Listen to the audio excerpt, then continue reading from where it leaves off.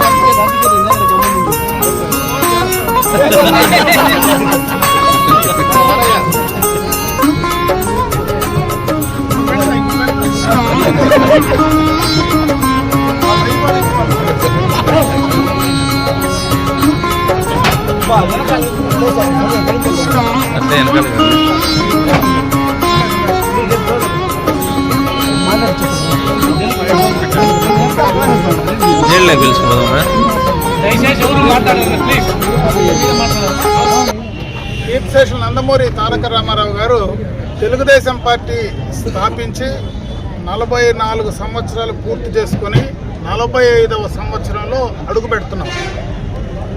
ఒక ప్రాంతీయ పార్టీ భారతదేశ చరిత్రలో 45 సంవత్సరాలు ఏకదాటిగా ఈరోజు అటు అధికారంలో, ప్రతిపక్షంలో తెలుగుదేశం పార్టీ అధికారంలో చేసినటువంటి కార్యక్రమాలు కావచ్చు, ప్రతిపక్షంలో అధికార పార్టీని ఏ రకంగా ప్రజల వైపు మళ్లించడానికి చేసినటువంటి సూచనలు కావచ్చు, నిరసనలు కావచ్చు, చాలా పెద్ద చరిత్ర కలిగినటువంటి ఈ పార్టీ స్థాపనలోనే పేద బడుగు బలహీన వర్గాలకు, అట్టడుగు ప్రజలకు న్యాయం జరిగిందనడానికి ఈరోజు 45 సంవత్సరాలు అడుగు పెడుతూ కీర్తిశేషులు మరి ఎన్టీ రామారావు గారిని ఒకసారి స్మరించుకోవాల్సినటువంటి అవసరం ఉందని చెప్పి ఈ సందర్భంగా నేను భావిస్తూ ఉన్నా.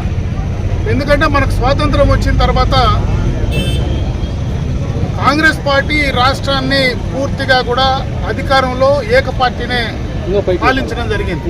మొట్టమొదటగా తెలుగుదేశం పార్టీ స్థాపించిన తర్వాతనే రాజకీయంగా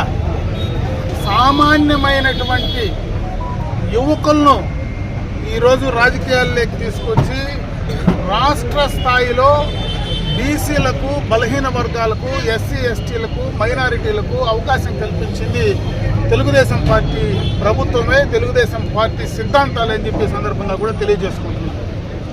అదే రకంగా సంక్షేమ కార్యక్రమాలను ఈ రాష్ట్రానికి పరిచయం చేసింది కీర్తిశేషులు నందమూరి తారక రామారావు గారు, తెలుగుదేశం పార్టీ అని చెప్పి సందర్భంగా కూడా ఒకసారి గుర్తు చేస్తున్నా. ఈరోజు కూడు గూడు గుడ్డ అనేటువంటి 3 పథకాలను మొట్టమొదటగా తెలుగుదేశం పార్టీ ఈ భారతదేశంలోనే మొదలుపెట్టింది తెలుగుదేశం పార్టీనే. శాశ్వత గృహ నిర్మాణ పథకాన్ని తీసుకొచ్చింది తెలుగుదేశం పార్టీనే. 2 రూపాయలకే కిలో బియ్యం అందించింది తెలుగుదేశం పార్టీనే. విద్యకు సంబంధించి మన జిల్లానే చూస్తే ఈరోజు తిరుపతిలో అటు మహిళా కాలేజెస్ కావచ్చు, ఈరోజు పేదలకు వైద్యం, అటు స్విమ్స్ కావచ్చు, మరి అదేవిధంగా బర్డ్స్ కావచ్చు, మరి అటువంటి ఒక రాయలసీమ ప్రాంతమే కాకుండా ఏషియాలోనే అతి పెద్ద సంస్థగా ఈరోజు ఉందంటే దానికి ఆద్యుడు కీర్తిశేషులు నందమూరి తారక రామారావు గారు. ఈరోజు ఈ జిల్లాలో పూర్తిగా కూడా కరువు ప్రాంతమైనటువంటి ఇటువంటి జిల్లాలు, ఈరోజు చిత్తూరు కావచ్చు, అనంతపూర్ కావచ్చు, రాయలసీమ ప్రాంతం అంతా కూడా కావచ్చు, ఈరోజు హంద్రీనీవా కానీ, గాలేరు నగిరి కానీ, తెలుగుగంగ కానీ, వీటన్నిటికీ బీజం వేసింది ఆనాడు తెలుగుదేశం పార్టీనే, ఎన్టీ రామారావు గారే అని చెప్పి సందర్భంగా కూడా నేను తెలియజేసుకుంటున్నాను. అంటే ఇవన్నీ 45 సంవత్సరాల ప్రస్థానంలో ఒక్కసారి వెనక్కి తిరిగి చూసుకుంటే ఈ పార్టీ, ఈ ప్రభుత్వం, ఆ నాయకుడు ఈ రాష్ట్రానికి ఏమి ఇచ్చాడనేటువంటిది కూడా ఒకసారి మనం గుర్తు చేసుకోవాల్సినటువంటి అవసరం ఉందని చెప్పి కూడా ఈ సందర్భంగా నేను భావిస్తాను. అందుకోసమే ఈ సందర్భంగా దాన్ని మెన్షన్ చేసేటువంటి పరిస్థితి కూడా తీసుకురావడం జరిగిందని చెప్పి తెలియజేసుకుంటున్నాను. ఇదే కాకుండా ఒక పక్క సంక్షేమం, ఒక పక్క అభివృద్ధి, వీటన్నిటినీ కూడా ఏ రాజకీయాలతో సంబంధం లేనటువంటి వ్యక్తిగా నాటక రంగంలో, అదేవిధంగా సినీ రంగంలో ఉన్నటువంటి వ్యక్తి తెలుగుదేశం పార్టీ స్థాపించి అతి తక్కువ కాలంలో రాష్ట్రంలో అధికారం తీసుకొచ్చింది కూడా ఎన్టీ రామారావు గారి నాయకుడు అని చెప్పి, అటువంటి నాయకుడు అని చెప్పి సందర్భంగా నేను తెలియజేసుకుంటున్నాను.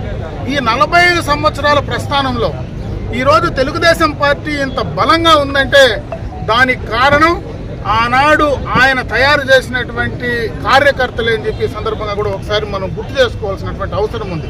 ఈరోజు తెలుగుదేశం పార్టీకి బలం తెలుగుదేశం పార్టీ కార్యకర్తలే, తెలుగుదేశం పార్టీ నాయకులే, పేద బడుగు బలహీన వర్గాలకు సంబంధించినటువంటి వారే అని చెప్పి ఈ సందర్భంగా కూడా ఒకసారి మనం గణనం చేసుకోవాల్సినటువంటి అవసరం ఉందని చెప్పి ఈ సందర్భంగా నేను తెలియజేసుకుంటున్నాను.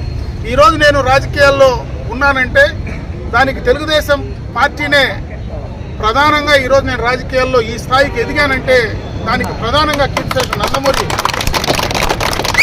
తారక రామారావు గారే అని చెప్పి సందర్భంగా కూడా ఒకసారి చెప్పాల్సినటువంటి. రూపాయి సభ్యత్వంతో మొదలుపెట్టి నేను కాలేజీ నుంచి ఇంటికి వస్తానే ఒక రూపాయి సభ్యత్వంతో ఆ రోజు మణిమంతు నాయుడు ద్వారా ఈ యొక్క చౌడేపల్లి బ్లాక్లో సమితిలో మొట్టమొదటిగా చేసింది ఆనాడు నేనే.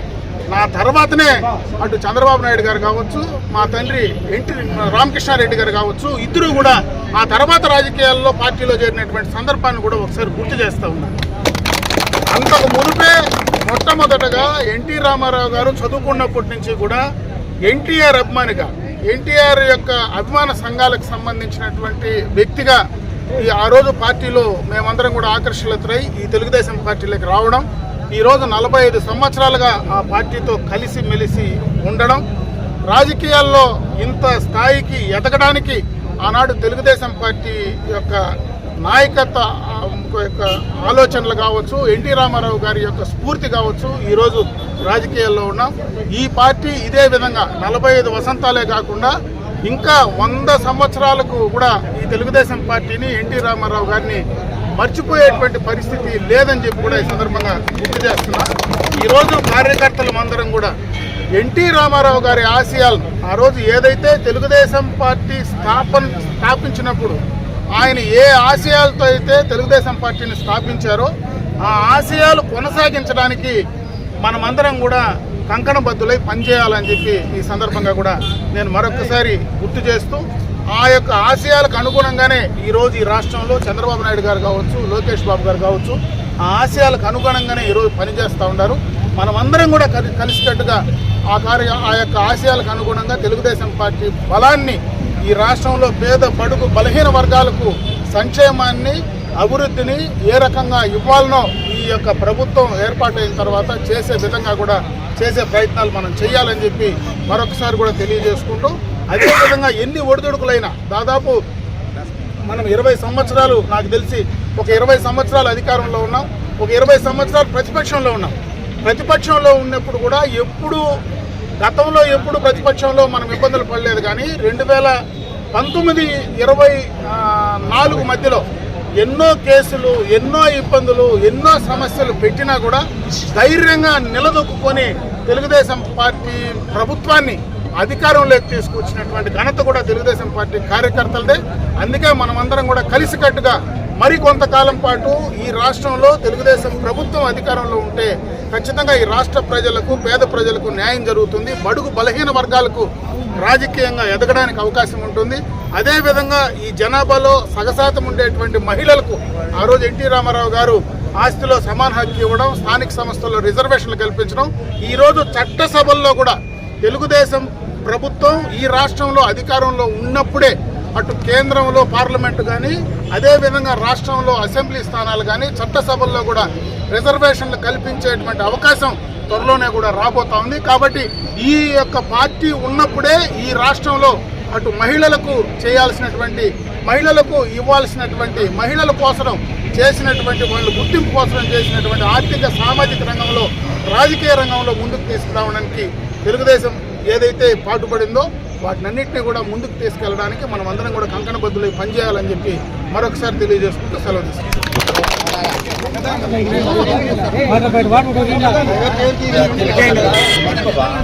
అమరన్న గారి నాయకత్వం, అమరన్న గారి నాయకత్వం, అమరన్న గారి నాయకత్వం, అమరన్న గారి నాయకత్వం, అమరన్న గారి నాయకత్వం.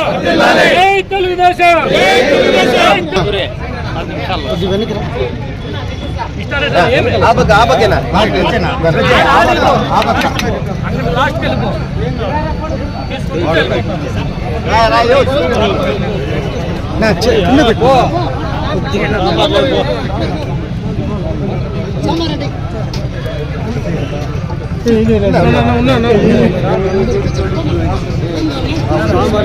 స్వామి